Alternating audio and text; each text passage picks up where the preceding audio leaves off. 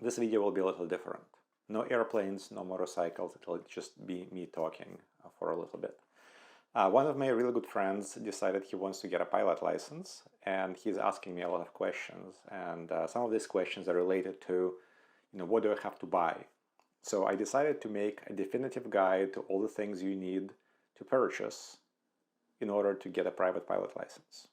And none of the things you don't need, because there's so much junk out there. Everyone is trying to sell you on a book or a piece of equipment or something else. And this video is going to be the definitive guide, all the things you need and none of the things you don't need. So first of all, private pilot license. You do have to finish ground school at some point before you take your check ride. As far as ground school goes, there are some free options, there are some paid options. I like what Sportis does. None of these people give me any money, so this is just an honest opinion.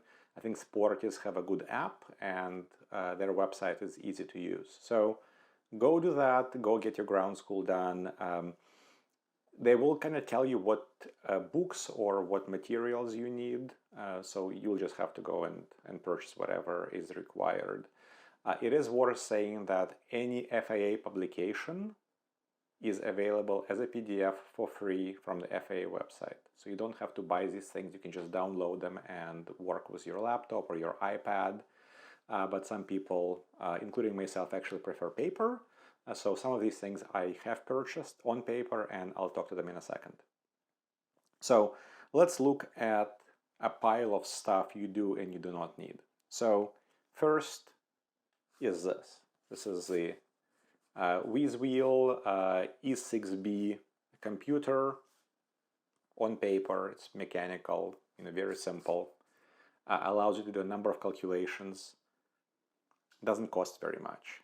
Now, alternative to this is this guy, CX3, made by ASA. This is a fully digital, computerized version of an E6B. It's about $100, and I highly recommend you buy one. This is allowed on the written exam, and you will be able to use it from PPL, all the way through. Get it. It's $100. I found it to be extremely well worth it. Another piece of kind of hardware is a ruler.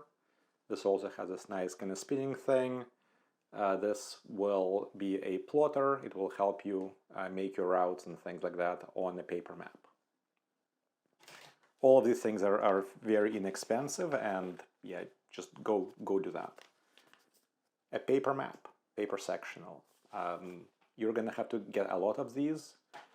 They do update, and you can just subscribe and they'll email you one, or they'll mail you one as a chart supplement is being, or sectional is being updated. So once you're done with all of this private pilot stuff, you can completely go digital and get an iPad, all of that stuff. While you're studying, it's a nice idea to have a paper map. Also, in the future, if like your iPad overheats, it's also nice to have a paper map available in the cockpit. Next thing, FAR-AIM. So this is our Federal Aviation Regulations and Aeronautical Information Manual. It's a book. Mine is tabbed just a little bit. You are required to have the latest version on your check ride. There's not a lot of changes that happen in the sections that are related to private pilot.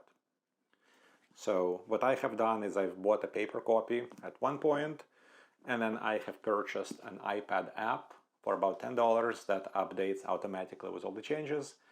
You are allowed to use that on your check ride, so kind of a no-brainer. Next, ACS. Available for free. But I wanted to have it on paper. I tabbed it. You have to know this like the back of your hand, maybe even better. PHAC.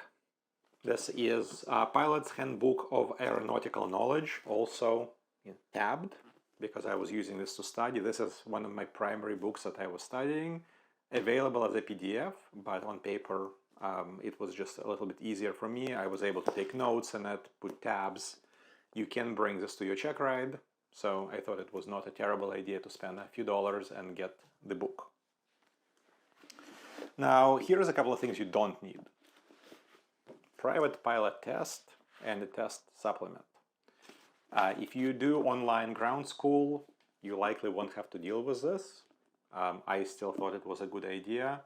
Looking back, probably could have done without it. And the last thing I would say you do need is this very handy book published by ASA. It's a private pilot oral exam guide. If you know this book in and out, you are going to have no issues with your oral during the check ride. That's absolutely the truth. I use this book, I studied it a lot, and my check ride, at least the oral version or oral portion, was super easy and really a no-brainer. So there is that. Anything else you really don't need. I mean, maybe do get a headset at some point and an iPad once you start flying cross-country, but this is really all you need to get going. So see you up there.